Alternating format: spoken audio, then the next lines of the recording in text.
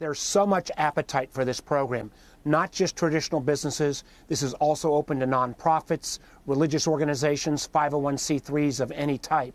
And our fear has been, and while there's been some bumps, I actually give Treasury and Secretary Mnuchin some credit for standing up this program in basically record time.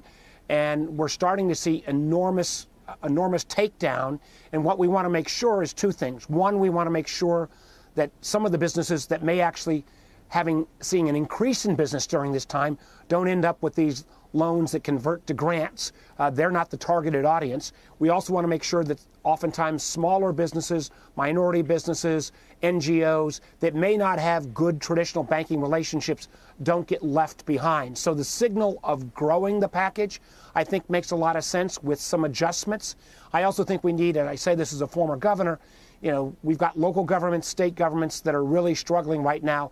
They don't have the luxury we do of the printing press in Washington. So I think we need some additional support there, as well as we still need some additional shoring up in the healthcare sector. So you're kind of combining two things, Senator. A, do you think that the additional funds will be released for the small business program? And B, where are you guys in terms of the next relief package, the stage 4? Is there any agreement, any bipartisan agreement on what this is going to look like?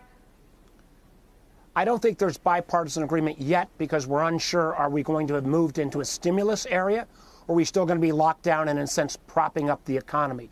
What I'm hearing from my Democratic colleagues, and I'm in regular contact as well with the administration on this, but the Democratic colleagues say rather than simply in the short term beefing up the small business initiative, that we need to make sure that everybody who's going to be in the queue is going to get serviced. We also need to realize there's an immediate need from hospitals who are still potentially running aground, potentially rural hospitals with no elective surgeries, and with state and localities that in some cases only have 60 or 90 days of runway left. We also, one other item that I think is still part of the first package that needs to be rolled out is we've spent a lot of time focusing on small businesses, 500 and below. I've got provisions into the plan that looks at this middle market. What about those mid-sized firms, 500 to 10,000? May not be fully credit worthy in terms of having commercial paper, but they need some reinforcement as well. And the Fed is still working on that initiative. Senator, to what extent was the initial package designed to prevent unemployment in the first place? And how concerned are you that by most economists' estimates, we're already in double-digit unemployment figures, most likely? Well, it was both about expanding unemployment, and one of the things that I thought was very useful, our traditional unemployment usually only takes care of about 30–40% of the workforce. So this expanded it to gig workers, to freelancers, to independent contractors, to sole proprietors, a whole group of folks who, again, are in shutdown mode and needed to be included. There was also a bump up in the unemployment basis for 16 weeks to try to make people basically whole. A slightly different approach than some of our European friends. We tried, though, to say, can you match unemployment with this small business program? And then there is also an employee retention tax credit. So we've tried a variety of levers here. Chances are some of them are going to need to be corrected.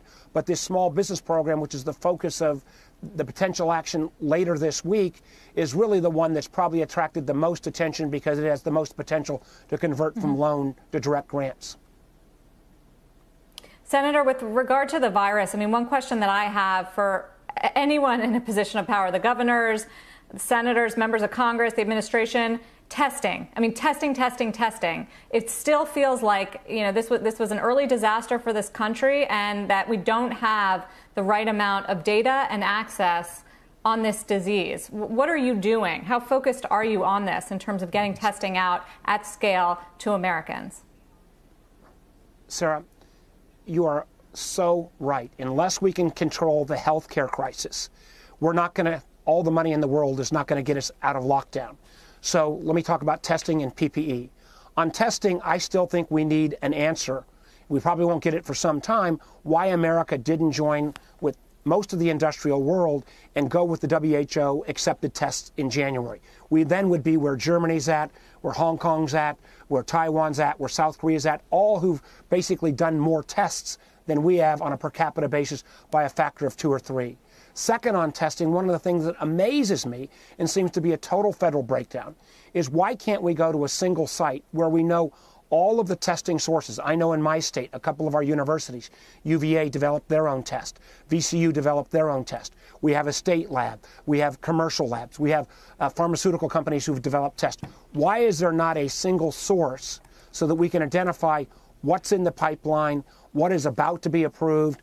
The way we've seen some of these designs come around, for example, Johns Hopkins has probably created the top design sign mapping of where the virus growth is. We ought to have that same type of capability around testing. And candidly, I've not seen it, and I've looked for it around the government because I think, frankly, why the administration didn't join with WHO in January, and then why they didn't use the Defense Production Act both to, have a top-down command and control evaluation of testing and the PPE, the equipment, is frankly beyond me. I think it is tragic that in the United States of America we have hospital systems bidding against each other, states bidding against each other, kind of a Lord of the Flies kind of mentality.